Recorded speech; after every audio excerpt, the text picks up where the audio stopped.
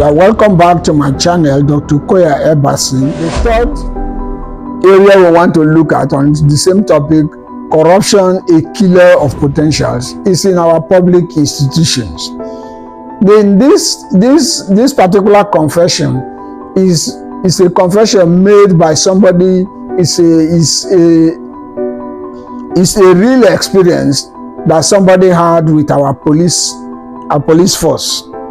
Now, this young man, Comrade Liberty Isaac Kelechi, was traveling from one local government in another state to his own state, and he came to a place where there was a checkpoint, and then he was traveling with two of his friends in a car. They were driving, and when they came to the police checkpoint, the police checked their documents, and their documents were correct.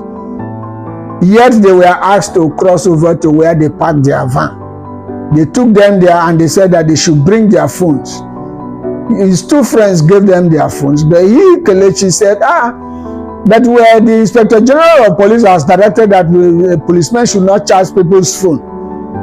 That why is it that you want to charge my phone? I will not give you my phone. This is against the instructions of the Inspector General of Police. They said, that it looks as this boy is a stubborn boy. It looks that he's a criminal, that this boy must be a terrorist. They begin to give him all manner of names. They started beating him according to the young man. They handcuffed him and they were beating him with their guns, with their gun boots. So the beating became so severe that he decided that if he doesn't give these people their phone, that maybe he will be injured. He was insisting that if they want to check his phone, that they should take him to a police station. They said no, that this boy must be a stubborn man, and that if they don't take time, they will kill them and throw them in the river, and nobody will say anything. So because of the fear, he decided to hand over his phone. And when he handed over his phone, they went straight to his messages.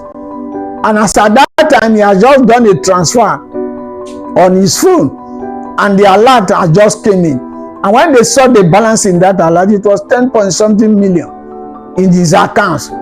They begin to say that, yes, this is not them. So he was like saying, not them. What do you mean by not them? They now took his phone and they said he should enter their van. So they put him inside their van, while the other two policemen, because they were 5 in number, 2 policemen now entered their vehicle with his 2 friends, and they were driving them to a different location. So when they have driven about 10 minutes, he now asked them, where are you people taking us to? They said that he should keep quiet. They started beating him, increasing him, that out of this 10 million, that the Kelechi should give them 6 million out of it, out of the 10 million. He said, the young man began to explain that this money does not belong to me. It is money that is given to me by my elder brother for a project. And there is nothing I can do. I cannot release this money for you people. They started beating him that this boy must be a stubborn boy. When the beating became so much, he now told them that, look, that money is not my own, but I have money in my own personal account in FCMB. And they said, yes, that they've seen his alert and transaction in FCMB. So all they were scrolling through was the messages in his phone. So he now said that out of the one I have is 3 million, that is my own personal account. Out of this money that is in my own account, I will give you people 500 and you people should leave us to go. That we've not committed any offense.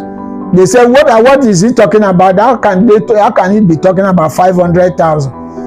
They started beating him. When the beating became so severe, he was like he would die in the process. So he negotiated until it came to 3 million. They wanted to take the whole 3 million from his own personal account. At that point, they decided that, okay, they will accept the 3 million and let them go. So inside the van, they hold the phone and instructed him to transfer the 3 million into a money point account. Now, after he has done the transaction, he now said that now that people have received the money, people should allow us to go, leave us alone, that we should go. They said no, that if we leave you people here, there are other people other of our teams that are on the road, that they will hold you, so we'll take you people, we'll pass them before we'll drop you. They drove them to a boundary to another state, an adjacent state to the state where they were coming from. This is a life story, a true story. They now got to the border of the state and now asked them that, oh yeah, you should come down. So he now dropped from their van and then entered their own vehicle, and then they now stretched hand and give them their 3 phones, and they drove away. Now when they got home, after this ordeal, he now reported the matter to his police, to his lawyer. So the lawyer now wrote a petition to the commissioner of police in that state, and the commissioner of police now to investigate the matter, now called him to give his own statements.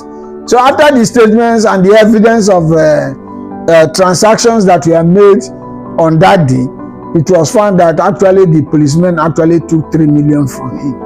So those policemen were arrested and then cautioned. I'm very sure that actions were really taken against them. Now, these are the people that are supposed to maintain law and order. These are the institutions that are supposed to investigate crime and ensure that we are living in a crime-free society. These are the institutions that are supposed to protect life and property. But their attentions and intentions are far different from their professional jobs. How can such an institution deliver security to the nation? These are the issues. When you are corrupt-minded, when you are corrupt and your mind, all you are looking for is money, corruption is the order of the day. Such people cannot be professionally excellent. They cannot do their professional jobs. They cannot do their jobs to rise professionally. Now we had a situation where I was just watching a video where they went and robbed a jewelry company, a jewelry shop in Dubai. And these were international criminals, international gangs that are criminals that have been robbing jewelry shops in many nations of the world. But because Dubai has one of the best police systems, they were able to track these people under 2 days, because they were able to get information about this particular group of people, because they robbed the shop and then they went to a certain point, and when they get to that point, they entered another vehicle and set the vehicle which they used in doing the robbery ablaze. So there was no way to even trace them. But because of the expertise of the police in Dubai, they were able to track these people under 2 days. They had got one of them arrested, and through that one, the other ones too were arrested. Now, in a society that is corrupt, professionalism is dead. The potentials of officers to rise in profession is killed. It is highly hindered. So the policemen that we have today are not policemen that are aspiring for excellence in their profession. Policemen that are looking for money that they will use to go and take care of themselves take care of themselves in their houses. Monies that they don't earn.